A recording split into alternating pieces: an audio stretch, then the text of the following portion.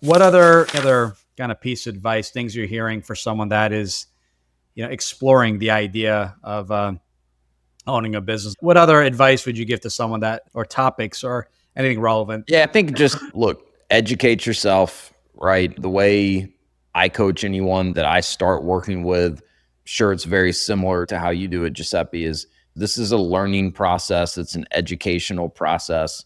Obviously, there's other ways to get into business for yourself other than franchising, right? You and I could sit here for the next 3+ hours and talk about some of the many advantages of going the franchise route. But the fact of the matter is there's pros and cons to any pathway that you may take to getting into business for yourself. If it's something you're thinking about, if it's something you're curious about, you owe it to yourself to take the time to do some real research and to really educate yourself on franchising. You could probably pull up the exact number or get pretty close to it, but there are thousands upon thousands of franchise owners throughout the US. That's not an accident, right? The overall model of franchising works when it's done well. Not all franchises are created equally. So that's a big part of where Giuseppe and I can add value to the people that we work with. We spend huge amounts of our time. We have other people around us that spend huge amounts of their time researching, vetting different franchise brands. But it's a great way to do it. And there's going to be risk at the end of the day if you go into business for yourself. Like we talked about earlier, there's risk working for someone else, even though people don't tend to look at it that way. As there is. If done right, getting into a good franchise that's a good fit for you based on your experience and your skills is a way that you can pretty dramatically de-risk that step of going into business for yourself. There's ways you can do it as more of a safety net where you can do it alongside of your corporate job. The point is just educate yourself, and that goes so far beyond just listening to some podcasts or doing some research online. Plug in with someone like Giuseppe, someone like myself. There's other great coaches and consultants out there that have real world experience, right? Have done this, have made mistakes, have learned from those mistakes, have helped other people make the same transition in their life. Look at it as just another way that you can educate yourself, invest in yourself, and you may be surprised that there's some amazing opportunities out there that, are not even on your radar today. Yeah, I agree. I'm a big fan of the book, Who Not How, finding the professional, finding someone that is the insider, but not just as an insider that with information, but has own franchise, has own other businesses, that has experienced this. The franchise coach that I work with changed my life, really opened me up to the world of franchising. I thought it was fast food. I thought you had to be rich. I thought you had to have experience. That wasn't the case. It's really setting, okay, these are some opinions I have, preconceived notions, whatever you want to call it, but really saying, okay, this is where I'm at. Let me do a self-assessment. What's working? What's not working? Do I want to own a business? What am I trying to accomplish here? Where am I at in life? And like for me, I was starting a family. I'm like, my kids won't remember that first year, that first 2 years. So maybe the timing is, when they say when's the right timing, it's never a perfect time. The perfect time and the time to do it is now if you want to take control, because this is not an overnight thing. What I will say to add on is that for me, it was time freedom. That was the biggest thing. I wanted to make money, but growing up in a restaurant, a lot of hours, weekends, holidays. So it was time freedom. I became a soccer coach when my son turned 4. He's now going to be 18 in November, which is crazy. We're looking at colleges. So I've never missed a game. So that's what my vehicle, that's what my business has created for me.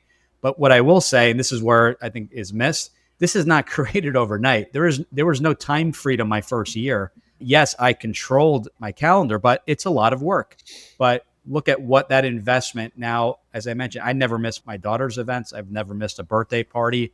I'm always around. I get to work from home, but there was a building up. I want financial freedom. That's also great. Is that created the first year? Maybe not exactly where you want to be, but it's this building phase. And I look at it, the way I viewed it was the first year was the building year. I'm going to reinvest the profits. I'm going to find my team. I'm going to get educated. I had to replace someone that first year, but I got trained in a new business. Use that as a building year. So when you change the perspective a little to set the expectation and say, okay, this is going to be my builder year, and then I will grow exponentially from there. That's what truly helped me. And I'm not saying it wasn't a smooth ride. It took some reminders and things like that. But looking back, when I launched my other businesses, it was the exact same thing. It's slowly you build it up, and then you find that team, you find the staff, you round up the staff, that your employees, the lifeblood of that business, that are more talented than you. You're not supposed to be the best at marketing and the best at sales. You're going to hire this team to really help you run that business, following the systems of the franchise. That's the stuff where when I finally grasped it, found those right people, business just exploded from there. And it just took me a little while to really understand it. And I admit that I was young and 25, 26 years old, and it took me a little while to get it. But once it started clicking, it was a complete game changer. Yeah, I think, yeah, don't overthink it. I'm not saying it's not a big decision, but we make arguably bigger that are going to have a bigger financial impact on you. We make those decisions without putting nearly as much thought or overthinking as with something like investing in a franchise or investing in real estate. We'll take a corporate job and just immediately put 10% into the 401k, Right. and we don't know who the hell's directing where that money's going or what's, you have zero control over it. We don't think twice about it. So No whether it's a control all. franchise Yeah. or something else, it's investing in yourself. And I'm not saying you should not put thought and, do your due diligence, but don't overthink it at the same time. That's where you and I both see a lot of people get stuck, is they just overthink and they overthink and Get unstuck. And like you talk about financial freedom. It's a good point with the time freedom. It's not going to happen overnight. You're going to have to go through a building season to get there. With financial freedom, look at the wealthiest people in the world, people that have real financial freedom.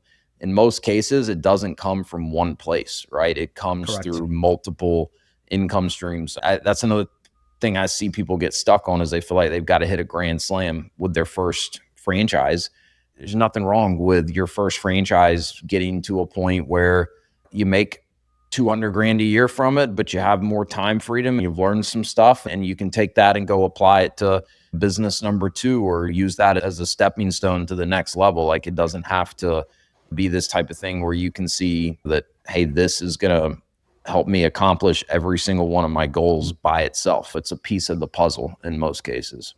I love that. That makes complete sense. This was fun. I'm sure we could be talking for hours on this, but I appreciate this whole group format.